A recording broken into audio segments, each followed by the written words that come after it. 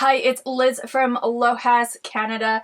So this is a podcast about knitting, about sewing, and all things crafty, more looking on the eco-friendly side of it. So I'm on the west coast of Canada. I'm on Vancouver Island in a city called Parksville, and we have finally gotten a spring, summer. We're in the double digits, and it's slowly becoming more and more warm out, so that is amazing. It's still a little bit breezy at night, but I have been going outside and gardening. So we are going to dive deep into some knitting first of all. So I finally put some buttons on this cardigan, so some pink buttons. My button band is a work in progress. So I got all the buttons on it and my button band, but I do notice that my holes can use some work for next time. So I made it all buttons up beautifully and fine. I got these nice pink buttons that I thought really complemented the gray sweater, and I have been loving it. It's so nice. This is the Skeindeer pattern, and you knit it in the round and then you stick up. There is my motif at the bottom, but you can't really see. It's not the best yarn that I chose for this cardigan, but I really like it. It's been really enjoyable to wear, so I'm glad I was able to finish that up just in time. I think last month, it sat there without the buttons for so long. So let's get into some knitting. So I do have a finished object. So last time I showed you I was making this headband, and for some reason when I did the motif it got twisted. So I don't know, I guess I basically twisted it because it is a double brim. So I knitted this knit stitch first, and then I did the motif, and then brought it together to bind it off. So I ripped that back last time. I thought I could cut it or something, and I'm just like, you know what, you're being ridiculous. Just cut it or just rip it all back. So that's what I did. I ripped it back, made it again. This time though, I thought I did exactly everything as I did my other one. So this one I'm going to be gifting to one of my sisters, but it's about an inch or two longer. So I don't know what happened, if my tension is maybe loosening up because I am knitting a lot of color work, or if I just counted the stitches wrong when I first, which I don't think I did, but there is a possibility because you do a provisional cast on, so you're able to join the two together. So I do a crochet cast on first and then knit the stitches, and I just find even though taking that little extra effort does take a little bit of time, but it's so worth it in the end, and you don't have to second guess about how many stitches you have to pick up to join it or anything like that. It's really seamless that way. So but yeah, I'm done one of them, so I'll be knitting two more. I have three sisters, so I'll be knitting two more of these. And my motif still isn't perfect of where I joined the stitches, so you can see not perfect, but it's getting a bit better. So I always know that that's the back because mine was really bad. It was the first time I was doing this type of color work, but I think it's getting better, so I'm not too worried about it. So the reason I have been doing a lot of color work is still because I'm working on this baby. So this is the headband is also Skeindeer. It's actually a toque. But I just wanted the motif, so this is the motif and a little bit of an extra stitch on there too, so it just has some balance because I made my first one a little bit narrower, but I just thought it would be good just to, if it's my ears perfectly, but it would be nice just to have a little bit of extra stitches on each side to balance it out. But this scarf is by Ernie and Carlos, and it's like the scarf is a numbers, like S9669 something. So it's on my Ravelry page, and I'll have it down in the description bar below.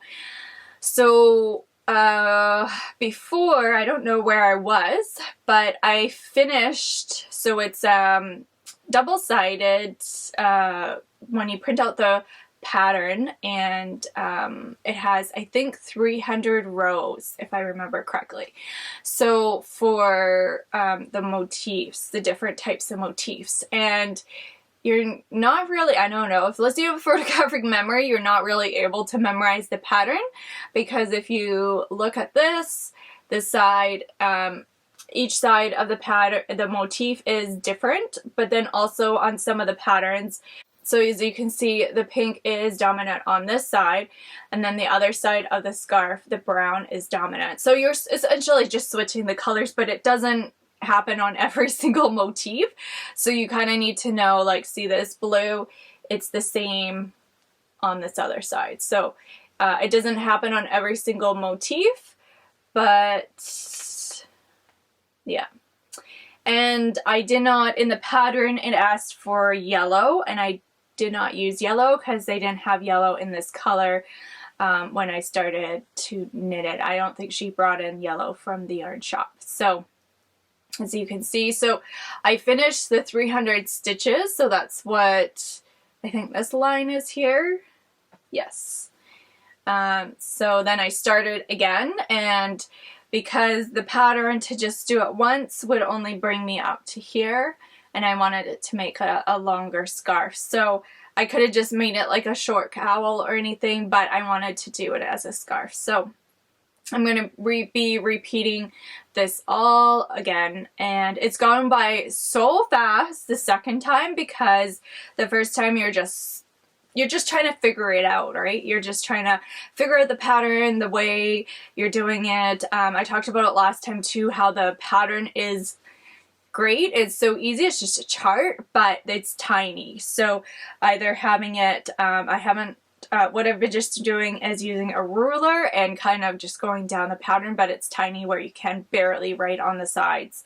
You can't be like, oh, I'm just write out the sides of the motif and then do it that way. It's just so tiny. So that was the only downside to the pattern. You could obviously print it out larger and then figure it out, but you need to print off like both sides. You can't just print off the first section because the motif is changes halfway through, right, on a lot of them. So, and I'll show you my wrong side, and I've been having to practice catching my floats and changing up color work, and I think that's really been helping me. So that's why I think that maybe the headband is maybe just larger, because I've been more relaxed in my color work or tension or anything because I've been knitting this. So yeah, all the wrong sides. I think it's very pretty, especially the ones that are really close together. So when you're just like alternating colors.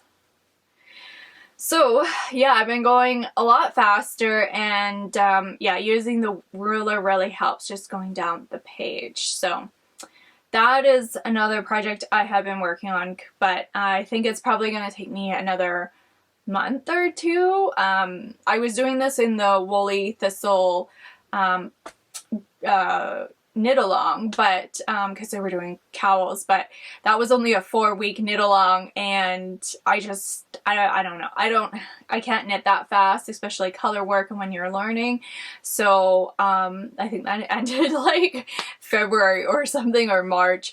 So now we're in April, so I'm just continuously to knit it, and I'll be able to have it done hopefully by the end of April, May, I guess. Yeah, it should be definitely done by the end of May.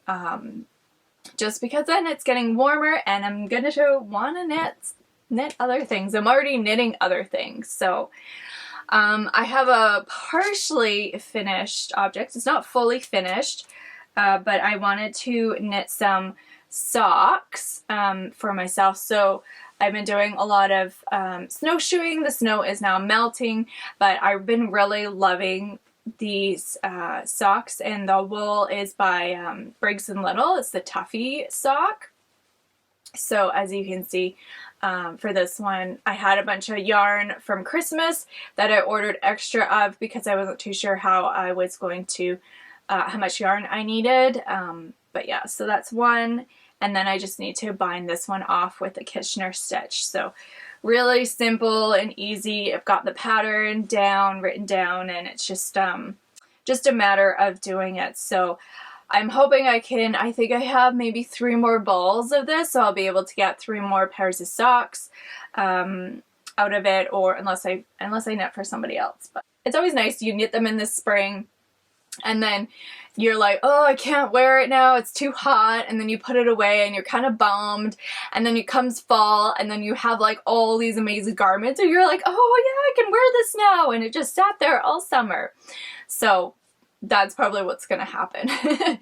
And then I had been knitting, this is the Vintage 83 by Andrea Mowry.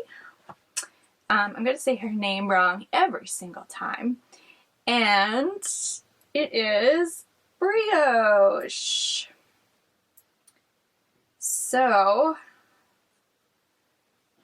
my goodness, this is, so this was a learning curve and a half. So with the brioche, first time doing brioche, so I did the neck and band, and then I thought I was going to do like this purple, and then I had this darker color and then purple again, because it's three kind of sections, but I decided not to use the darker color and just use the purple, just because I think it would play too much of a contrast with the darker color. So you're doing brioche, you're doing a round of increases, brioche, a round of increases, and then brioche, and then splitting for the arms. So this has just been taking me a long time. Brioche is not hard once you understand it's just knits and purls and yarn overs, but it's difficult to understand the directions, I would say. So I found Marley Bird has a YouTube channel, and one of her knit-alongs is a scarf in brioche, and so I was able to follow her instructions on the scarf, and I was able then to do this. But I was completely lost. Like, just having little chunks of brioche like being shown in a video is not helpful, because it doesn't show you how you're supposed to start the brioche or what you're even doing. So yeah, that was my big tip, is like Marley Bird's video on the brioche scarf did it for me, and that's what worked out. So yeah, I still have a ways to go. It's taken me a while.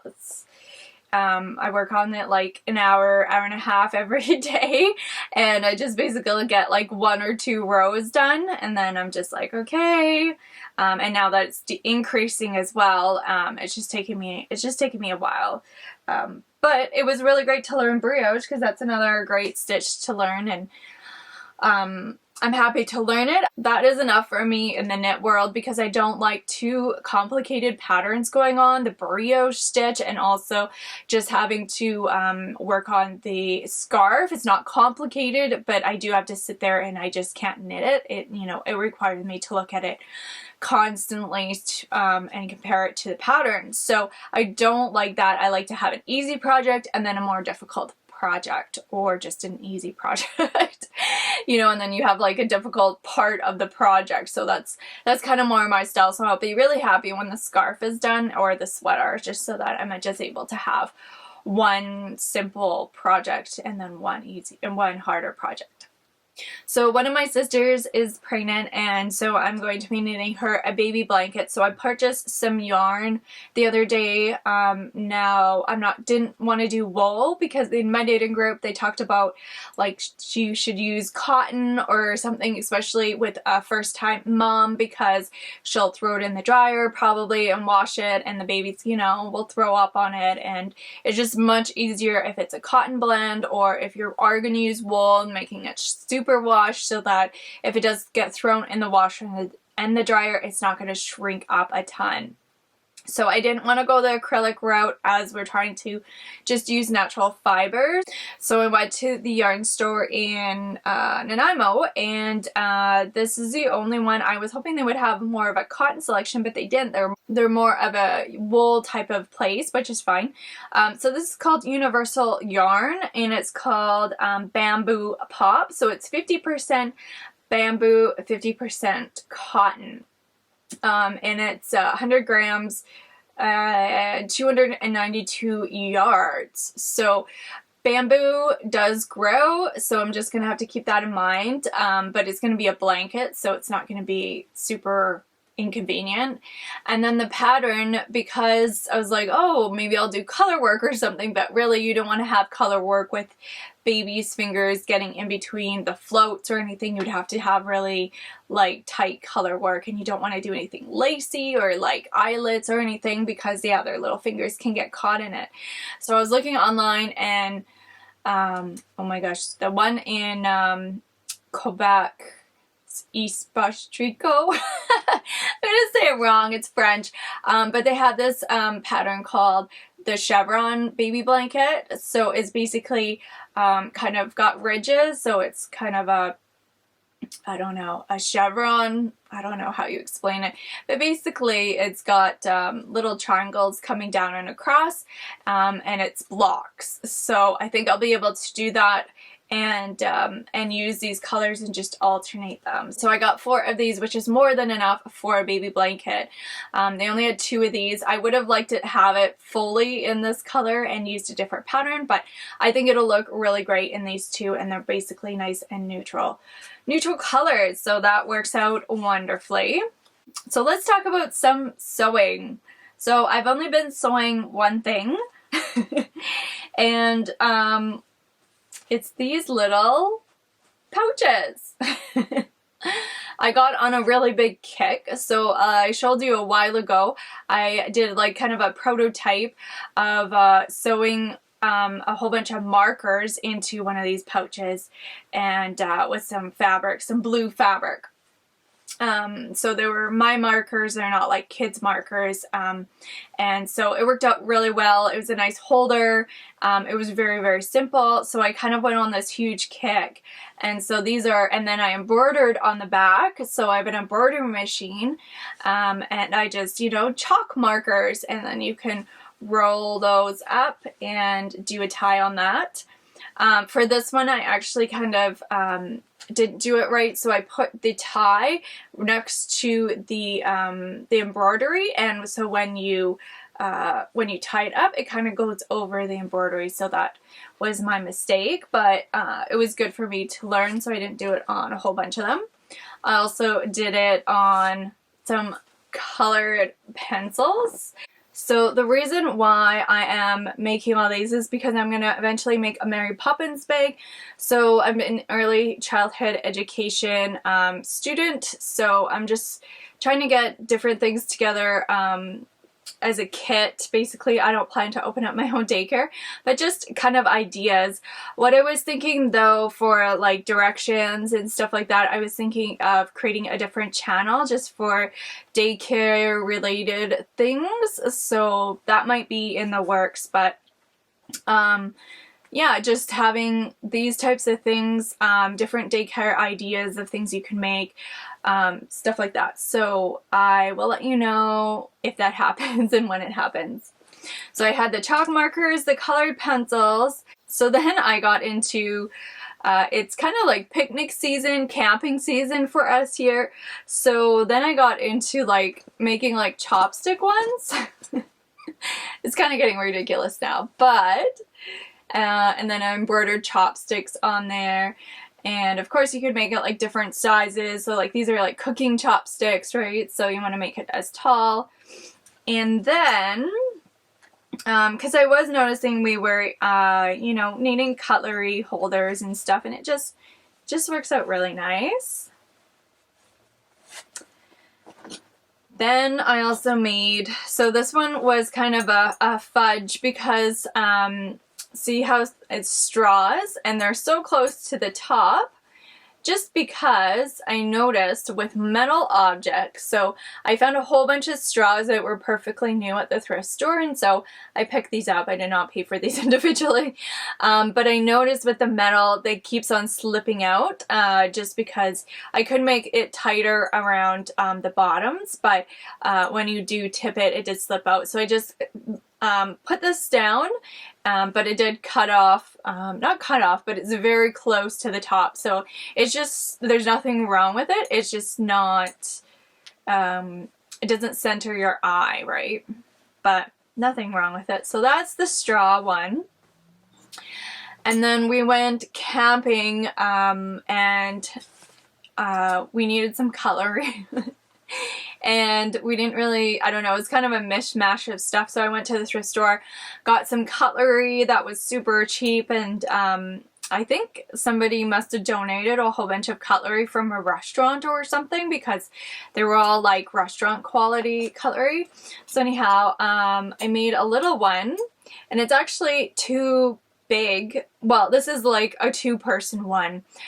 So I do have 2 extra. One of them I made a bit longer so that I could put a lighter in here, because, like, you know, if you have a propane stove or if you're camping at a campfire or anything, you can have a little lighter or matches in there. So yeah, it's just so I have an extra one at the end and then an extra one here. So it's not a bad size. It is a little heavier, so I might make one that's just like maybe a fork and a spoon or something and 1 knife. But yeah, so that's our just basic camping one for 2 people. But I went a little overboard. And it's kind of huge, and I don't know if I would recommend it. Oh yeah, for these ones with the cutlery one, I did fold it down at the tops as well because of the straws. I made a large one for like multi-people camping or family camping, so cutlery again quite large compared to this one, and it is very heavy, but you know, if you're going camping and you have like 6 people, you're set. So it's quite large, as you can see, and it's quite heavy. So I have a can opener, 2 serving spoons, 6 spoons, 6 knives, and 6 forks. So, and I did put at the top as well. I put some stitches at the top, so it's just holding in the knives. I do have some extra spaces down here as well, so I could put in some more knives or whatever else I needed. But this one, obviously, it's not going to be for like hiking or anything, where I need to make still a little hiking one that isn't too bad. But yeah, that's just and that's also because I got some really good cutlery from the thrift store, so that was all the same. And yeah, that is what I have been up to. It's been fun playing with the embroidery machine and just doing different cute stuff like that, and kind of figuring out things that I need and how I can use it to, you know, help improve my life and kind of get things sorted out, and then see if other people want it as well within my family.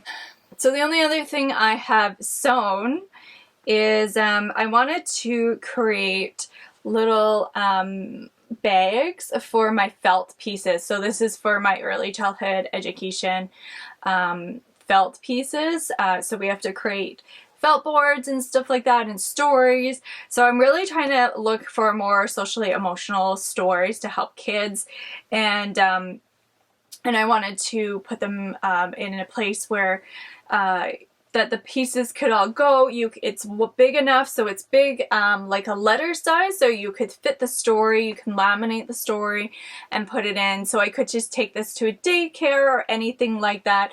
And I was able to embroider. This one is called the Angry Bee. So he talks about that the angry bee doesn't want to play with others because it's angry, and thinks that, you know, everybody else should be angry because he's angry, and it doesn't work that way. So then you're able to put all the pieces in here. So I did, this is only a single muslin basically. I just wanted to use something really cheap, really inexpensive, and affordable. So I put the snaps on, but I did put another piece over top just so that it is reinforced a little bit. Otherwise the snaps would have just been through one layer. So I did it on both sides, just sewed around just so that it's a little bit more sturdier. And I put a handle. I was actually thinking I should have put a snap handle on, just because then I could, if there's some place I could put it on a bar or a coat hanger or something like that, and like a coat bar, then it'll snap on rather than needing to find a place. But I think it's fine. And then all the pieces are in here. And then you can take it out. Ta-da! Yeah, so those are just some of the ideas, but I wanted to, because my felt pieces were just sitting there, and it sounds like we're going to be making more stories. We can figure out our own stories, so that's really great, but just creating the pieces and having that there. So that is what I have been up to. And lots of camping, lots of fire food. So we've been making like bannock and roasting the bread on the fire. Lots of seafood and stuff like that, and yeah, I think we're coming up to another hot year, so I've been back in the garden planting and cleaning it all out and getting it ready for this coming season. So I hope you are all doing well, and I shall talk to you later. Bye!